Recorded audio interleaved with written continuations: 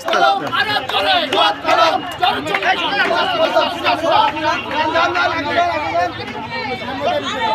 সামনে তো ঢোকেন। যশোরে কি কোনো মার্কা আছে?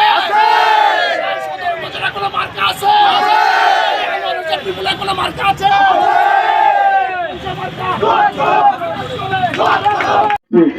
কারণ আমি দেখেছি রাজনীতি করতে যে আমি এবং আমার পরিবারের থেকে যে শিক্ষা পেয়েছি, রাজনীতি করা মানে মানুষকে সেবা করা। সেই সেবার উদ্দেশ্য নিয়ে যশোর সদর উপজেলা পরিষদের ভাইস চেয়ারম্যান নির্বাচন করেছিলাম। আপনারা বিপুল ভোটের ব্যবধানে আমাকে বিজয়ী করেছিলেন।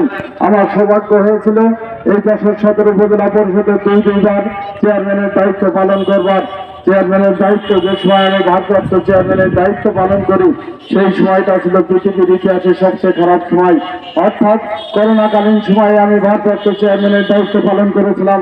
তখন আমাদের প্রিয় সংসদ সদস্য কাজী নাবিল আহমেদ ভাই আমাকে একটা নির্দেশ দিয়েছিলেন যে বিপুল, আমার সদর উপজেলার কোনো মানুষ যেন না খেয়ে মারা যায়, আমার সদর উপজেলার কোনো মানুষ যেন বিনা চিকিৎসায় মারা না যায়। সেদিন তার নির্দেশ এবং আমার পবিত্র চেয়ারের দায়িত্বের কারণে আমি যশোরের প্রতিটি জায়গায় দিন রাত 24 ঘন্টা ছুটিয়ে বেড়েছি। যশোর সদরের 15টি ইউনিয়ন এবং পৌরসভার 9টি ওয়ার্ডে কোথায় কার কি সমস্যা আছে সেই সকল সমস্যার সমাধান করার চেষ্টা করেছি।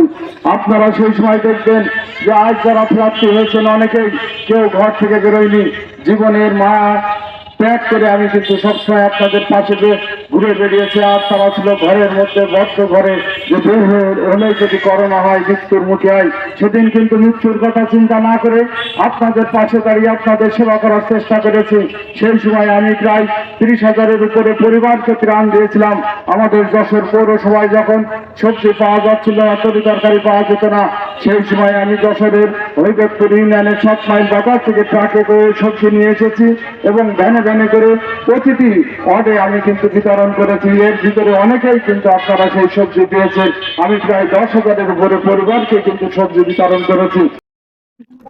যশোর শহরে বসবাস করতে পারে, যশোর সদর উপজেলায় বসবাস করতে পারে, সেই ব্যবস্থা অবশ্যই গ্রহণ করব। আপনাদের সকলের সুস্বাস্থ্য কামনা করে আগামী 29শে মে আপনারা সকলে ঐক্যবদ্ধভাবে দোয়াত কলম মার্কায় ভোট দিয়ে আমাকে নির্বাচিত করে আপনাদের একজন সেবক হিসাবে সেবা করার সুযোগ দেবেন, সেই আশাবাদ ব্যক্ত রেখে আমি আমার বক্তব্য শেষ করছি। জয় বাংলা, জয় বঙ্গবন্ধু, জয় হোক আপনাদের সকলের।